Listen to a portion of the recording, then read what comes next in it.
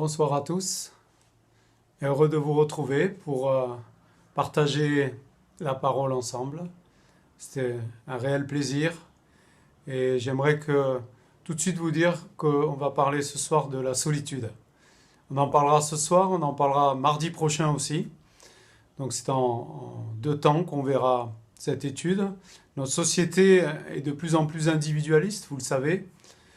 La situation sanitaire, évidemment, n'arrange rien. Et de plus en plus de gens disent souffrir de la solitude.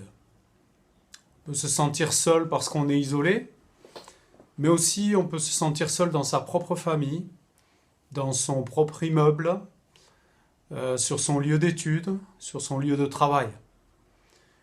Pourquoi la solitude nous pèse tant ? Bien, tout simplement parce que Dieu nous a créés en tant qu'êtres relationnels. C'est évident, puisque la raison pour laquelle il nous a créés, c'est pour être en relation avec lui. Donc nous avons besoin d'être en relation. C'est inné à notre personne. Dieu n'a jamais revendiqué en plus l'exclusivité de cette relation qu'il a voulu créer entre l'homme et lui, et il veut aussi qu'on ait des relations les uns avec les autres. Donc tout ça nous explique pourquoi ça nous est compliqué quand nous n'avons plus de relation avec les autres, quand il y a ce sentiment de solitude. Le Seigneur nous a dit « Tu aimeras ton prochain comme toi-même », nous a invités à l'amour les uns envers les autres, notamment entre chrétiens. Il nous invite à lire chapitre 13 de l'évangile de Jean. Tout cela, d'ailleurs, lorsque Dieu nous a créés, était parfait jusqu'à la chute de l'homme. La relation avec Dieu a été atteinte à ce moment-là, puisque l'homme va éprouver le besoin de se cacher, ce qui était impensable. Avant, il vivait en harmonie avec le Seigneur. Désormais, il est même obligé de se couvrir devant Dieu parce qu'il a honte. La relation entre les hommes va en être affectée, elle aussi.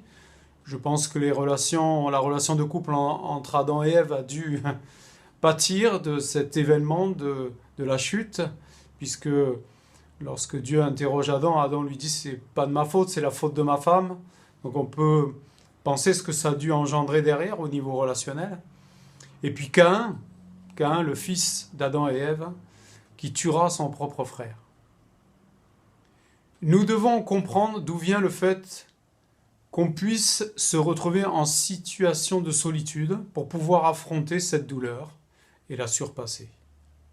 C'est la chute de l'homme qui a fait qu'aujourd'hui, on puisse se retrouver avec ce sentiment de solitude. Soit parce qu'on se sent loin de Dieu, soit parce qu'on se sent loin des autres.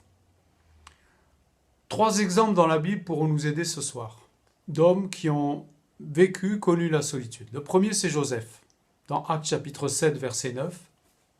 Étienne, qui fait un peu d'histoire devant les hommes religieux qui veulent le juger, leur rappelle que les patriarches, jaloux de Joseph, le vendirent pour être emmené en Égypte. Je choisis ce texte pour résumer, si on lisait dans la Genèse, ce serait beaucoup plus long. Étienne nous rappelle ici que ce ne sont pas des païens, des hommes sans Dieu, qui ont condamné Joseph à la solitude, mais ses propres frères.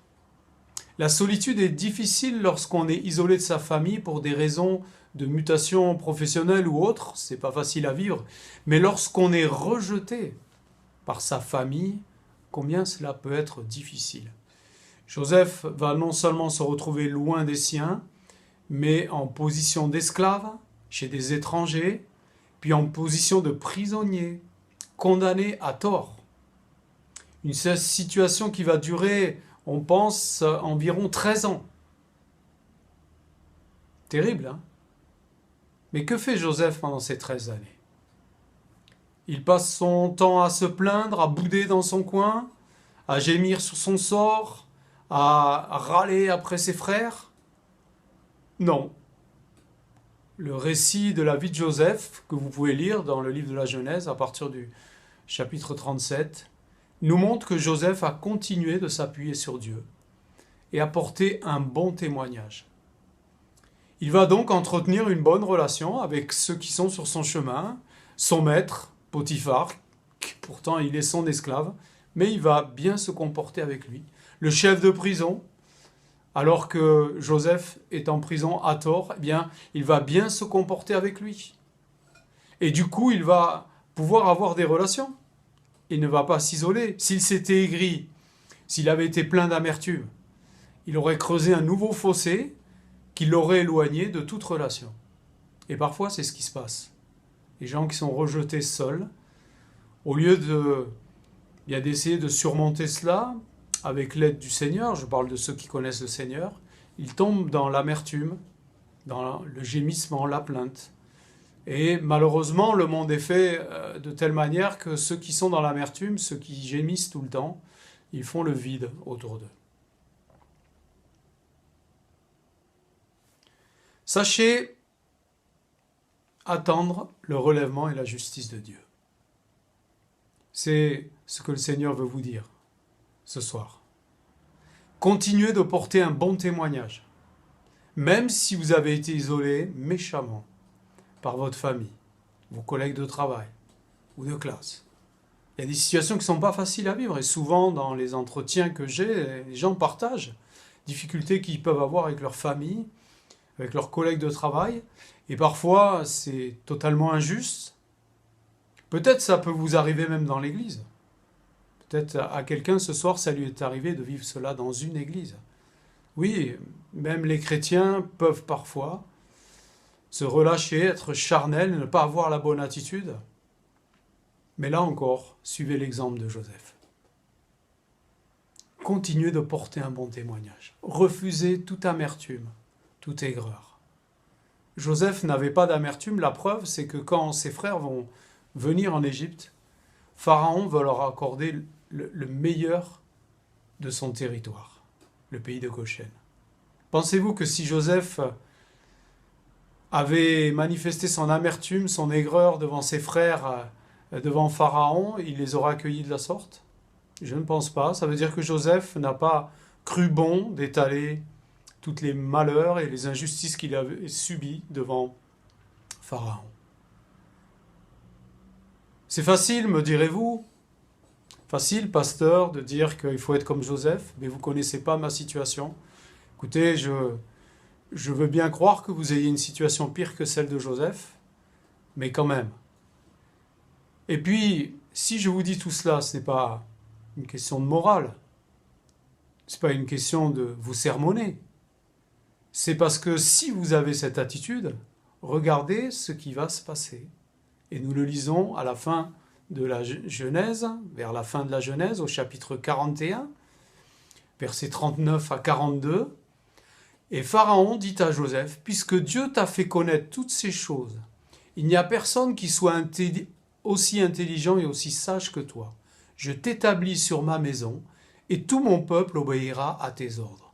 Le trône seul m'élèvera au-dessus de toi. » Pharaon dit à Joseph, « Vois, je te donne le commandement de tout le pays d'Égypte. » Pharaon ôta son anneau de la main et le mit à la main de Joseph. Il le revêtit d'habits de fin lin et lui mit un collier autour du cou, un collier d'or.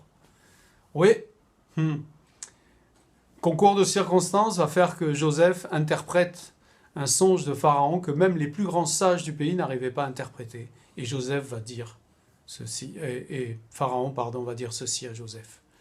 Dieu rétablit Joseph. Dieu lui fait justice, puis Dieu l'aidera, même si ce ne fut pas simple. Ensuite, quand ses frères vont se présenter devant lui, Joseph va devoir apprendre à les pardonner et il va y arriver avec l'aide du Seigneur. Et puis, il va retrouver son père, avec qui il avait une relation très forte. Dieu est votre justice, ne vous inquiétez de rien. Comme il a été la justice de Joseph, il sera votre justice. Amen. Deuxième exemple, c'est celui de Job. Job chapitre 1, versets 18 à 22, nous lisons ensemble. Job parlait encore lorsqu'un autre vint et dit « Tes fils et tes filles mangeaient et buvaient du vin dans la maison de leur frère aîné. Et voici, un grand vent est venu de l'autre côté du désert et a frappé contre les quatre coins de la maison. Elle s'est écroulée sur les jeunes gens et ils sont morts. Je me suis échappé moi seul pour t'en apporter la nouvelle. » Job se leva, déchira son manteau et se rasa la tête, puis se jetant par terre, il se prosterna et dit « Je suis sorti nu du sein de ma mère, et nu je retournerai dans le sein de la terre. L'Éternel a donné, l'Éternel a ôté. que le nom de l'Éternel soit béni. En tout cela, Job ne pécha point et n'attribua rien d'injuste à Dieu. On pourrait se dire, formidable, donc Dieu va le bénir, tout le monde va venir autour de lui et l'aider. Bien, regardez ce qui est écrit un peu plus loin, au chapitre 2, versets 8 à 9. Non seulement le diable a frappé la famille de Joseph, mais il va encore lui envoyer une maladie. Le diable frappa Job, pardon. Je vous dis Joseph, c'est Job. Puis le diable frappa Job d'un ulcère malin, depuis la plante du pied jusqu'au sommet de la tête. Et sa femme lui dit, tu demeures ferme dans ton intégrité, maudis Dieu et meurs. Waouh! Vous pensez qu'il ne pouvait pas y avoir pire que Joseph? Regardez l'histoire de Job. Il se retrouve privé de sa relation avec ses enfants, tous ses enfants, à cause d'un drame qui est survenu. Il est dans un chagrin qu'on ne peut décrire. Et oui, le deuil engendre la solitude, n'est-ce pas? Certains d'entre nous le savent, en particulier les veufs et les veuves. Le deuil entraîne la solitude, cette solitude terrible. L'absence de ses enfants pour Job, ça devait être terrible. Mais pourtant, il reste intègre, il va même bénir Dieu qui a repris. C'est incroyable. Et Job sera soutenu pendant un premier temps par ses amis, qui vont rester 7 jours silencieux à pleurer à côté de lui. Quelle formidable preuve d'affection. Malheureusement, petit à petit, ils vont commencer à réfléchir, à interpréter, et au lieu d'être des amis, ils vont pas aider Job, ils vont plutôt l'enfoncer. Sa femme, on l'a vu, elle-même, va l'abandonner, prendre du recul. Il se retrouve totalement seul, alors qu'il a tout qui l'accable, plus personne sur qui compter. Mais il a encore le Seigneur. Il a encore le Seigneur. Et il s'attache à lui. Et comme pour Joseph, nous voyons que Dieu va être sa justice. C'est difficile à comprendre pour nous, oui, mais pasteur, on ne peut pas remplacer des fils et des filles qui sont mortes. Oui, c'est vrai. C'est vrai. Mais regardez ce qu'il est écrit à la fin du livre de Job, au chapitre 42, versets 10 à 17. L'Éternel rétablit Job dans son premier état, quand Job eut prié pour ses amis. Et l'Éternel lui accorda le double de ce qu'il avait possédé. Les frères, les sœurs et les anciens amis de Job vinrent tous le visiter, et ils mangèrent avec lui dans sa maison. Ils le plaignirent et le consolèrent de tous les malheurs que l'Éternel avait fait venir sur lui, et chacun lui donna un késita et un anneau d'or. Pendant ces dernières années, Job reçut de l'Éternel plus de bénédictions qu'il n'en avait reçu dans les premières. Il posséda 14 000 brebis, 6 000 chameaux, 1000 paires de bœufs et 1000 ânesses. Il eut 7 fils et 3 filles. Il donna à la première le nom de Jémima, à la seconde celui de Kézia et à la troisième celui de Kéren Apuk. Il n'y avait pas dans tout le pays d'aussi belles femmes que les filles de Job. Leur père leur accorda une part d'héritage parmi leurs frères. Job vécut après cela 140 ans, et il vit ses fils et les fils de ses fils jusqu'à la 4e génération, et Job mourut âgé et rassasié de jours. Incroyable. On peut imaginer Job sur son sac de cendre avec son tesson de verre en train de se gratter les ulcères. Et puis ce que nous venons de lire. Dieu est notre justice, Dieu est notre restauration, Dieu est notre consolation. Mes frères et sœurs, si vous vous sentez seuls, sachez que cela ne durera pas si vous vous attachez à Dieu et que vous veillez à ne pas vivre dans l'aigreur à cause de cette solitude que vous connaissez. Un dernier exemple, cette fois dans le Nouveau Testament, c'est celui de Paul. Paul, qui était le leader de la persécution contre les chrétiens, se retrouve le genou à terre sur le chemin de Damas, devant celui qu'il persécute. Jésus lui apparaît. Jésus lui apparaît non pour se venger de lui, mais pour l'attirer à lui. Et là, Paul donne sa vie à Jésus. Amen. Mais tout n'est pas réglé pour lui. Jésus l'envoie dans un premier temps vers un chrétien à Damas pour l'accueillir. Mais voici la réaction de ce chrétien, il s'appelle Ananias. Actes 9, 13, 14. Seigneur, j'ai appris de plusieurs personnes tous les maux que cet homme a fait à tes saints dans Jérusalem. Et il a ici des pouvoirs de la part des principaux sacrificateurs pour lier tous ceux qui invoquent ton nom. Comprends qu'Ananias soit pas très chaud pour aller voir Paul. Voilà comment Paul, qui vient de se convertir, est accueilli par un chrétien. Puis, quelque temps après, il va être menacé de mort par les Juifs, ses anciens amis. Actes chapitre 9, verset 23. Au bout d'un certain temps, les Juifs se concertèrent pour le tuer. Terrible, terrible. Non seulement ses amis ne lui parlent plus, mais c'est pire. Il est menacé de mort par ses propres amis. Vous avez vécu la solitude? Est-ce que vous en avez vécu une comme ça? Ça va très loin, ça va très loin. Paul, le persécuteur, se retrouve dans la peau du persécuté et il est seul. Il est seul. Malgré cela, il continue de faire confiance à Dieu et il va s'instruire dans les voies de Dieu et prêcher la bonne nouvelle dès qu'il peut, notamment à Damas, c'est ce qui a provoqué la colère des Juifs. Mais malgré tout cela, il va continuer de faire face à la méfiance et à l'incrédulité des chrétiens, et pas n'importe lesquels, puisqu'il nous est parlé des leaders de Jérusalem qui vont douter de ce qui s'est passé pour Paul, chapitre 9, verset 26. Lorsqu'il se rendit à Jérusalem, Saul tâcha de se joindre à eux, c'est-à-dire aux disciples de Jésus qui étaient à Jérusalem, mais tous le craignaient, ne croyant pas qu'il fût un disciple. J'aimerais te dire cela de la part du Seigneur ce soir. Tu peux te retrouver seul parce que toute ta famille, tes amis t'ont abandonné parce que tu t'es converti. Tu as donné ta vie à Dieu. Peut-être c'est le cas de certains. Tu éprouves cette solitude, tu es presque dans le regret d'avoir suivi Jésus parce que c'est tellement difficile de te voir rejeté. Sache que Paul a vécu cela aussi. Et qu'il ne s'en est pas occupé. Il a simplement fait ce que le Seigneur lui demandait, porter la bonne nouvelle autour de lui. Tu peux aussi te retrouver en difficulté dans une église. Parce que tu viens de te convertir, mais ton passé est tellement lourd que beaucoup doutent, et même peut-être le pasteur, de ta conversion. Et c'est difficile à vivre pour toi. Sache que Paul n'a pas tenu rigueur aux leaders de Jérusalem. Non, puisqu'il va travailler avec eux par la suite. Il va attendre son heure. Paul avait une qualité, c'est que par son passé, il devait rester dans une grande humilité. Et il restera dans une grande humilité, malgré toutes les choses extraordinaires qu'il fera par la main de Dieu.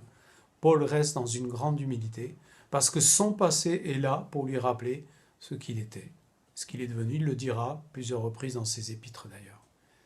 Bien, rappelle-toi de ce que tu étais, rappelle-toi de ce que Dieu a fait pour toi, comment il t'a pardonné. Et tout cela te donnera de la patience pour supporter même l'injustice, la méfiance, l'incrédulité de la part des autres. Mais sois tranquille. Si ta famille t'a abandonné, le Seigneur va prendre soin de toi. Et peut-être un jour, tu verras ta famille revenir vers toi. Si tu n'es pas bien compris dans l'Église pour l'instant, eh bien, sois patient. Attends que le Seigneur fasse son œuvre, comme il a fait son œuvre auprès des leaders de Jérusalem qui ont failli par adopter Paul parmi leurs collaborateurs. Eh bien, il en fera de même pour toi. Sois patient, ne revendique pas, ne te plains pas, ne sois pas dans l'amertume, l'aigreur, mais simplement fais confiance à Dieu. Dans toutes les situations de la vie de Paul, on voit qu'il ne laisse aucune place à l'amertume, à l'aigreur, mais il continue de tracer sa voie et de servir Dieu. Je vous invite à lire le livre des Actes et les épîtres de Paul pour vous en rendre compte. Nous savons ensuite qui deviendra Paul. Comme Joseph a été honoré, comme Job a été honoré, Paul a été honoré. Il est aujourd'hui, dans l'histoire de l'humanité, un des plus grands prédicateurs que le monde n'ait jamais connu. Et quelle bénédiction! Dieu fait émerger une grande bénédiction à partir de quelque chose qui était terrible au départ. J'aimerais vous encourager à rester confiant, à vous appuyer sur le Seigneur dans vos temps de solitude, qu'il soit juste de l'isolement, ou qu'il soit plus dur, parce que c'est de l'isolement qui est consécutif à du rejet, à du mépris. Bien, restez confiant, restez confiant de ce que, même si une présence humaine peut vous manquer, et c'est normal, et cela fait souffrir, votre consolation est le fait que la présence et la fidélité de Dieu ne failliront jamais. Amen, gloire à Dieu. J'aimerais vous encourager et vous encourager aussi à suivre la prochaine étude parce qu'on va aller plus loin la semaine prochaine. On parlera du rôle de Barnabas qui viendra au secours justement de Saul de Tarse qui n'est pas accepté par les disciples de Jérusalem. On va voir le travail que nous avons à faire en tant que chrétiens pour aider ceux qui sont dans la solitude. Et puis nous verrons aussi que celui, avec un grand C, qui peut nous comprendre, c'est quelqu'un qui, contrairement à Joseph, Job ou Paul, est toujours vivant. Comme Joseph, comme Job, comme Paul, il a connu la solitude. Il a connu le rejet, le mépris. Mais aujourd'hui, il est encore vivant pour pouvoir compatir à vos souffrances, comprendre ce que vous ressentez et vous apporter une consolation parfaite. Amen. Bien sûr, je parle de Jésus-Christ. Jésus-Christ rejeté par les hommes, par les Juifs premièrement, puis ensuite même abandonné des disciples dans les pires moments de la fin de sa vie, s'est retrouvé seul.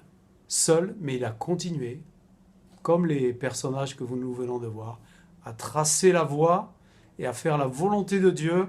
Et nous voyons comment Dieu l'a élevé. Amen. Bien, je veux vous encourager. Nous prions et je vous donne rendez-vous à mardi prochain pour la suite. Seigneur, merci. Merci vraiment pour ta parole. Tu vois, Seigneur, tous ceux qui ont entendu ta parole et qui souffrent de la solitude, je te prie de les aider. Loin de moi l'idée d'avoir parlé de ces hommes pour dire que leur solitude à eux, c'est rien. Toute solitude entraîne de la souffrance, quelle qu'elle soit. Mais Seigneur, je crois que toi, tu es celui qui peut venir consoler, celui qui est simplement isolé, lui faire ressentir d'une manière particulière ta présence.